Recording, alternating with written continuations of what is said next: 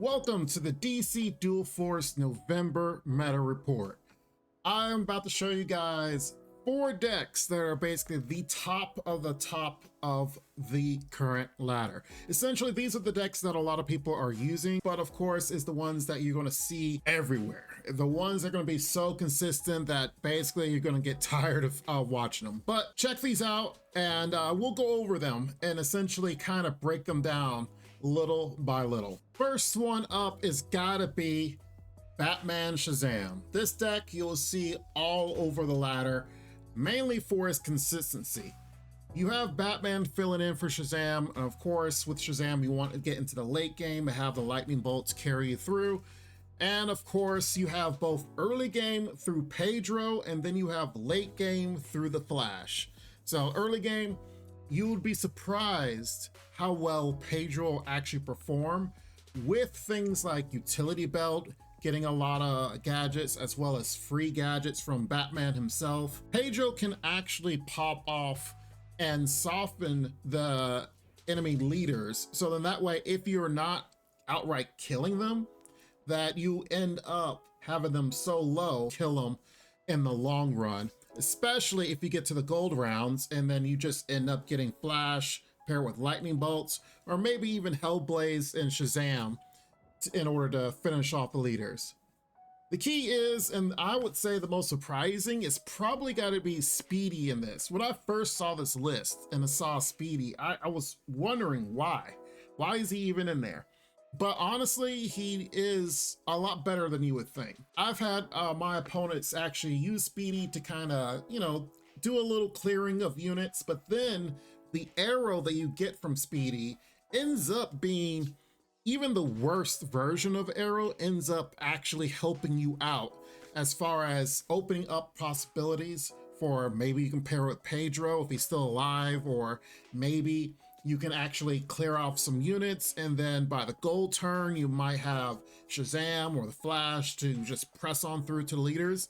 It's actually more surprising with him in here, and he ends up helping you out more than hurting you. And of course, there's Solstice, so if you don't have another action that you can draw a card with, the arrows will help you out. Overall, this is probably the #1 deck that you're going to find on the ladder and have to deal with it. We'll discuss a little bit more in detail about this one a little bit later, but this is #1, and here are some others that are following up. Next up is Batman Aquaman. I'll be honest, I thought this deck would be dead in the water once Yara change was actually implemented. For those that don't know, Yara Flora was essentially, you could say, is a bug, but she was being counted towards as a gold even though she was cheaper, and it would work towards the Blue Beetle package, and there would be so many combos you can do with Yara on top of Blue Beetle, the newer Blue Beetle, the older Blue Beetle, just no matter what the version was. And once that was actually changed, I thought, oh, okay, well, we won't be seeing Batman Aquaman around anymore. Honestly, we've been seeing it more, and I believe the main reason is because it is a very consistent deck, another consistent deck, because you have Aquaman summoning sea creatures. No matter what they are, they're going to be units that you can utilize on the board, as well as the fact that he can attack into units.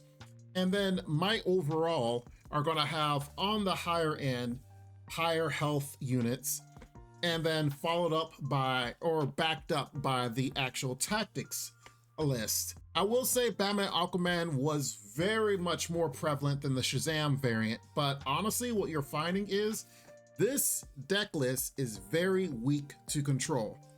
Pretty much almost anything Tyranny absolutely just crushes it, especially as it gets into the late game and you're able to put down the Appetites of Conquest down, then you're pretty, unless, of course there's going to be moments where there's going to be top decks or Superman comes out and kind of does some swinging, but for the most part, Control or Tyranny as a region pretty much just defeats this list.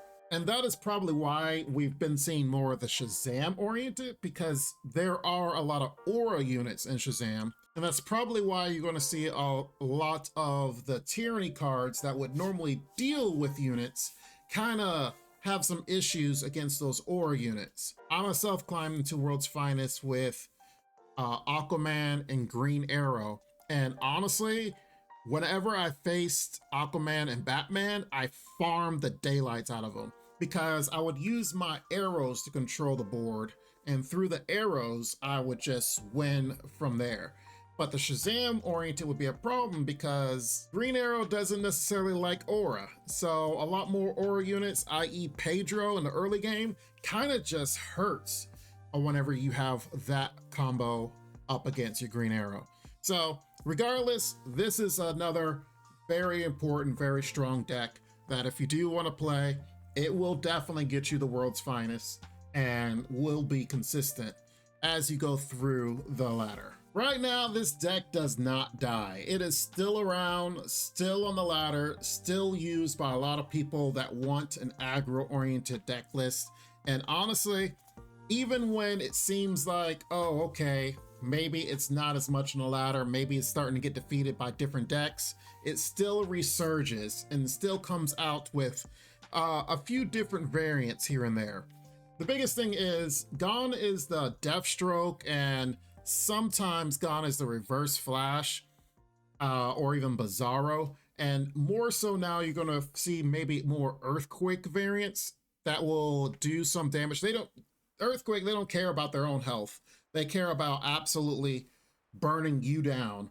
And so now we're kind of gone back to the original that had Earthquake, and you're seeing a lot more of those right now. Cupid, Joker Toxin has kind of come back into it, and also Sin and the Clowns, even when they're behind and your opponent puts down a lot of units, Sin and the Clowns and clear a path to go straight to face. So then that way Doomsday can clear out one of the leaders. This deck right now just does not die. And unless something changes or something happens, whether it's a new deck rises that absolutely crushes this, or, you know, the devs come in and make some, you know, buffs, nerfs, changes somewhere, honestly, you're probably going to continue to see this be on the top of the ladder and still played by a lot of people, even in World's Finest, that are in the top 10. It's gonna die one of these days, but for now, it still can be a nuisance. And back yet again is Batman Ivy. Batman Ivy is still in the top of the ladder, still used a lot.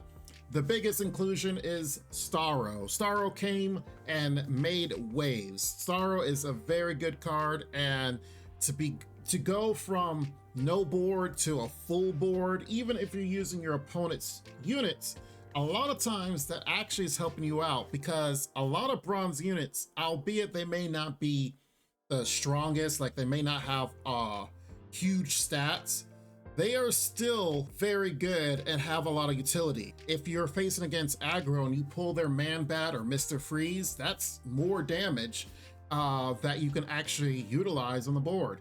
So Starro is a very strong card, and shoot, once you friends and high place it on top of that, he could be a threat in a huge wall, especially if you put it in front of one of your leaders.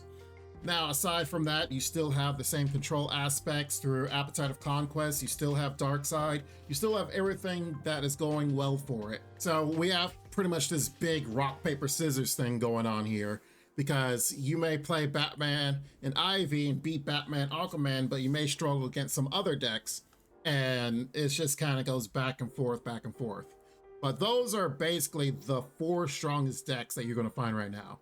But there's a few things we do need to address. We got about 3 pink elephants in the room that honestly have to be talked about, that has happened in this month's time, that has honestly made waves and changed everything. Let's talk about Batman. As you see, 3 of the 4 decks include Batman. So a lot of people may come to the conclusion, oh man, that must mean Batman is just so OP. He's crazy. He needs nerfs. He needs all these changes happening. Honestly, I would have to disagree with that, because the key is Batman is probably the most well-rounded leader in this whole game. And tactics as a region makes it just such a mesh region to go with any other color. You're able to kind of mix and match, fit in Batman, fit in tactics into pretty much any other leader that you want. Now, granted, you have the free gadgets from Batman, and then you have his kit that gives him more gadgets. And on top of that, you have finishers like Batmobile or even sometimes Flashpoint Batman. So there's a lot of things that actually come together as a whole with Batman. He is the best as far as leaders go to have not only himself, but a followers, if you will, as far as in cards. That some other cards like Shazam with the lightning bolts package, you know, do carry over to him, but honestly, there's a lot of RNG aspects with bolts. So other leaders, although they may have a couple of cards that kind of tie in with them, for example, the fly trap with Ivy, Batman himself has a whole, not necessarily a tribe because they don't really have actually a name on them. They have a whole lot of cards that work together to make Batman actually, like I said, probably the most interchangeable leader with everything else. If aggro ends up being an issue, you can always like, okay, let me tie it down with Batman and some other leader. Batarangs will be able to kill some of these 1 health, low health units on top of maybe tear gas them down so another leader can finish them off. It's just that to me, Batman is probably the most versatile, and some other leaders aren't necessarily as versatile as him.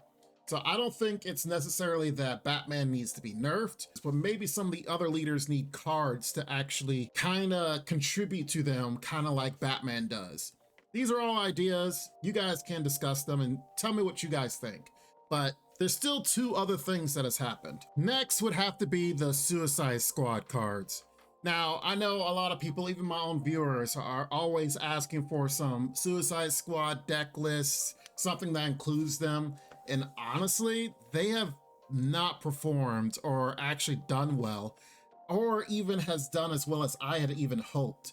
I think it has mainly to do with the fact that you have to establish a board with Suicide Squad cards, and then they have to die in order to buff or do some type of effect with other Suicide Squad cards. And honestly, a lot of the times ends up being wishful thinking, because unless you have some sort of units on the board and then also the Suicide Squad cards on top of it, by that time you're probably close to winning, or you're doing so much better than your opponent that it's not even necessary to have their effect to do something crazy. Or they're just dead and some AoE card or something that happens that is like, well, great. Nothing happened because they kind of both died at the same time. I will say maybe in the future, once more Suicide Squad cards come out, they will probably be better as a unit. But right now, the best cards that came from this expansion would definitely have to be Starro, and if you want to call him General Zod, the leader, because he right now, he's performing okay. I think the one thing I will say when playing as General Zod that I've had difficulty with is he has really no card draw. It is hard to actually get things going after a while. Like if you play for a good while, if you're not playing Harley, which is one leader I've seen paired with him, or even Doomsday, after a while, the Doomsday and Zod package is if you have no cards or ways to actually get more cards, then you might be winning on the early game, but by the late game, you end up losing the attrition game, and then it's just GG. Overall, he's not a bad leader, and I think he's okay. I think he's okay as far as leader is concerned. But honestly, the cards themselves have kind of been underwhelming. More underwhelming than we had thought. So thus the reason why a lot of experimentation has been happening to put in Suicide Squad cards, and then after a while, people just cut them and just put in something that's a lot more consistent. Which ties into the very last thing that happened this season. Right when the new cards came out, like pretty much a day or so afterwards, we got a new ranked season. Now, normally the new ranked season would be no big deal. People will climb it, go to World's Finest, and then test out some decks, try things out. But with the changes to the ranked season, now when you are rank 20 and higher, instead of you gaining 4 pings like you would normally on a win, get 2 pegs, and then on fire you get another 2, so you would go climb by like 4s. Now whenever you'd win, you get 1 peg, and then when you get on fire, you get additional 1, so you just basically get 2, which ends up making the season a lot more grindy. So because a lot of people were tryharding right after the new cards came out, there were a lot of people that didn't even use the new cards or test things out because everyone was trying to get to World's Finest. Now, honestly, I don't blame them. I did the same thing. But by the time you get to World's Finest, which might be, you know, like a week or so later, depending how much you play, by that time you're like, okay, well, I mean, should I worry about my ranking and trying out new cards? We don't have at this moment in time the unranked mode to try stuff out, so everyone is playing and currently in ranked. So because of that, it has become an issue with less people trying things out, trying to try hard a lot of decks. So thus you see all the try hard meta decks that we currently have of those 4. So that is why you've probably seen a lot of those decks happening, because everyone was trying to rush to World's Finest and not really trying to experiment with new cards as they thought, because of these rank changes. And pretty much one thing led to another, which led to another.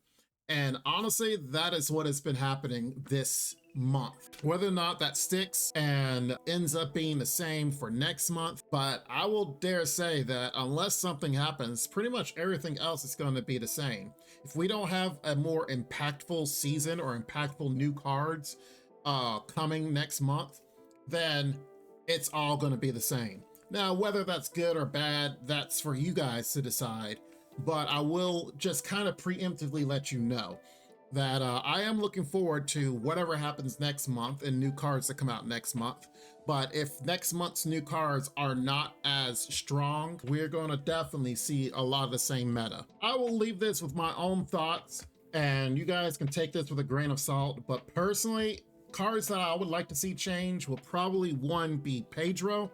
I think that as an aura unit with a 1/4 with an upside as a bronze card can kind of steamroll the early game to where some decks can't even do anything about it and just let him do whatever he wants. That's my 2 cents, but regardless of the last point, this is your meta report. I hope you guys have enjoyed it. Definitely comment down below what you guys think. I hope you guys enjoy. We'll be back next month, and Lord willing, there'll be a lot more changes that we can discuss. Make sure you guys like, make sure you guys subscribe for more, because we will definitely discuss more that's happening in the future.